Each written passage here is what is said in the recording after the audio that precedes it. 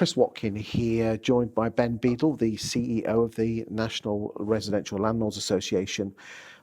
Ben, what do your 95,000 landlord members feel about the impact of the EPC regulation changes in 2026, where every rental house has to be a level C? Talk to me.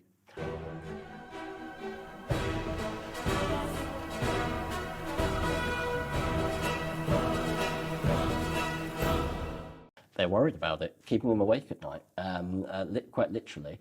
We know that about a third of the private rented stock in this country is very, very difficult to enhance, and it will be below a C. So there are a significant cohort of properties and landlords that are going to have to make significant investment. And that's against the backdrop of all of the easy stuff being done. You know, we saw the Green Homes grants that was focused on insulation and you know, energy efficient. Because we had to get everyone up to E, didn't we? Exactly. And there was a get out of jail card. Spend £3.5 grand, but if it's any more, you have to spend the £3.5 grand, but no more. And so that is part of the solution as well. You know, I don't think we can all hide from the fact that, you know, we all need to make our contribution towards, you know, zero emissions and all of that sort of stuff. I get that. I think the reality is it's this fine balance between, you know, how far are you going to push property owners?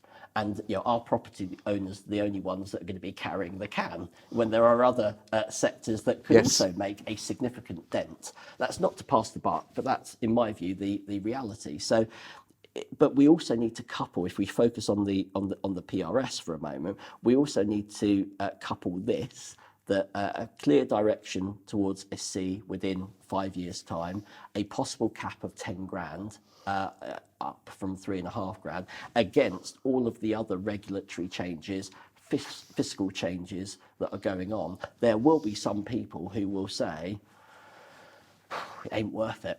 And so the government needs to be very, very careful about, you know, where it puts this. So for us, we understand the direction of travel. I'd like that cap to be a lot lower. I'd like there to be financial support for property owners. Is there a cap? Have they announced the cap of 10? They've indicated a cap of £10,000, but we are expecting an announcement before Christmas as to exactly where this will sit.